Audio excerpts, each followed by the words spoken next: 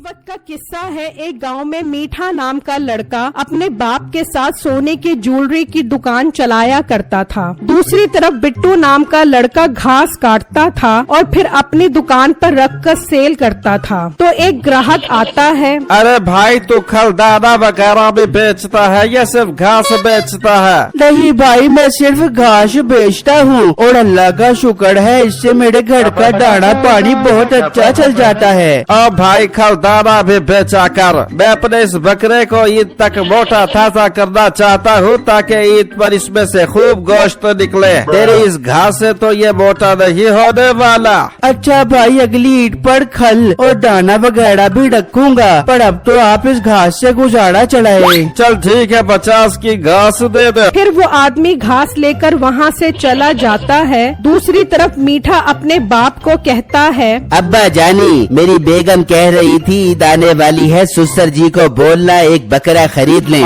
बेटे हमारा काम बहुत अच्छा चल रहा है, इस ईद पर हम बकरा नहीं बल्कि गाय करते हैं। वाह अब्बा जी, आई लव यू। नसीबो गाय देखकर खुश हो जाएगी और हमसायों में भी हमारा नाम ऊंचा हो जाएगा कि मीठे के घर गाय आई है गाय। ओ मीठे शर्म कर, कुर्बानी दिखावे के लिए नहीं होती, पता नहीं तुझे कब अकल आएगी। अच्छा अब्बा, नसीहतें बाद में कर लेना, अब गाय लेने चलो। फिर मीठा और उसका बाप वहाँ से निकलते हैं और गाय मंडी आ जाते हैं। तो उन्हें वहाँ पर एक ब्राउन कलर की गाय नजर आती है, तो वो वहाँ आ जाते हैं। भाई साहब, ये ब्राउन गाय कितने की दे रहे हो?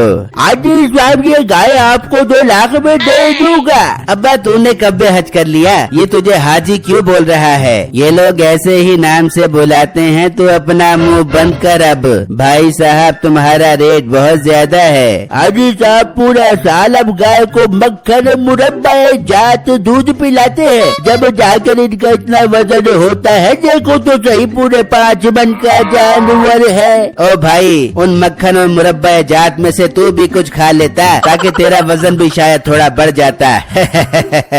अबे ओ मीठे, तू अपना मुंह बंद करेगा या उतारू अपनी चप्पल? भाई मुझे इसके 1 लाख रुपए समझ आते हैं। नहीं हाजी साहब, इतने की तो मेरी खरीद में नहीं है, आप मंडी घूम लो, आपको खुद अंदाजा हो जाएगा।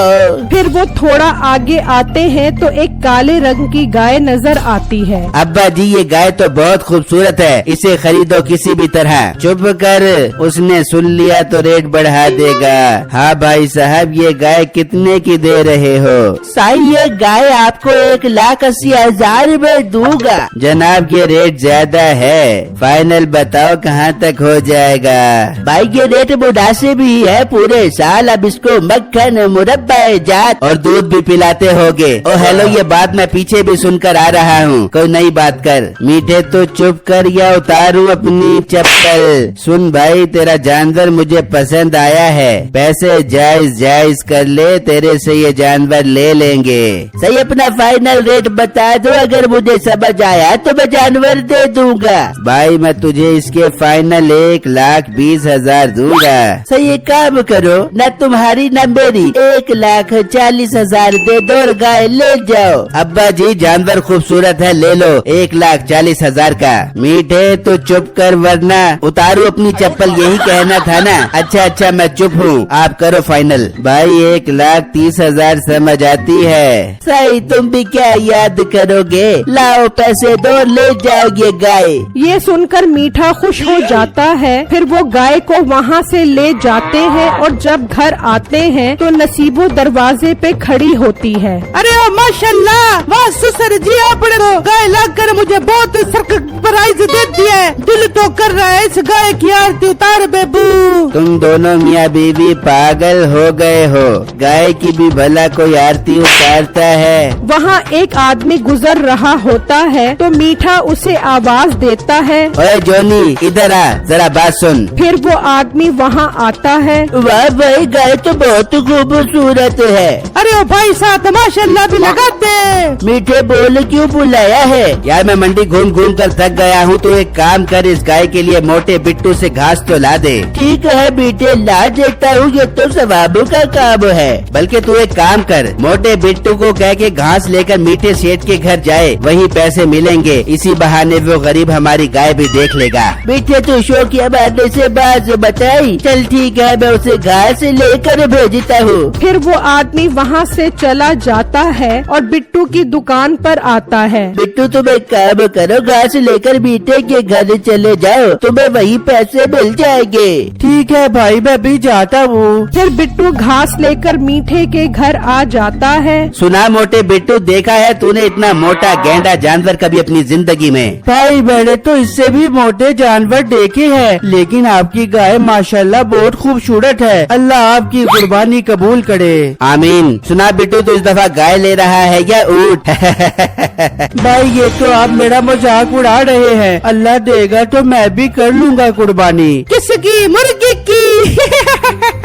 भाई मुझे घास के पैसे दो ताकि मैं यहाँ से जाऊँ। ठीक है देता हूँ। ऐसा ना हो तुम जैसे गरीब लोगों की कहीं मेरी गाय को नजर ही न लग जाए। फिर बिट्टू उदास होकर पैसे लेकर वहाँ से चला जाता है और घर आ जाता है। क्या हुआ बिट्टू, आप कुछ परेशान लग रहे हो? सब ठीक तो है ना? कुछ नहीं बेगम, बस थक गया हूँ। सुनाओ बिट्टू, आपका घास का काम कैसा चल रहा है? बेगम घास का काम तो काफी अच्छा चल रहा है। फिर बिट्टू आप भी ईद पर बकरा खरीद लो। बेगम इतना अच्छा भी नहीं चल रहा कि बकरा खरीद लूँ। हाँ बेगम, हम अगली ईद पर कुर्बानी जरूर करेंगे। ठीक है बिट्टू, आप थक गए होगे, चलो आप आराम कर लो। फिर रात हो जाती है। मीठा और नसीबो सो जाते हैं और जब सुबह होती है तो नसीबो कहती है, चले मीठे, हम इस गाय को घुमा के आते हैं। फिर मीठा और नसीबो बाहर आते हैं तो हैरान रह जाते हैं, वहाँ गाय नहीं होती। अब्बा जी जल्दी बाहर आओ, गाय गायब है। फिर मीठे का बाप भागता हुआ आता है। ये क्या मीठे, हमने तो गाय रात में यहीं बांधी थी। ससुर जी लगता जरूर कोई चोरी करके लग गया है। हाँ अब्बा, नसीबो ठीक कह रही है। मुझे तो मोटे बिट्टू पर शक है। वो कल यहाँ घास लेकर आया था और बार बार हमारी गाय को देख रहा था। मैं भी उसके घर जाता हूँ। दूसरी तरफ बिट्टू दुकान पर जा रहा होता है तो उसकी नजर गाय पर पड़ती है। ये तो मीठे भाई की गाय है। जबकि मीठा बिट्टू के घर पहुँचता है। हेलो बीबी, बिट्टू किधर है?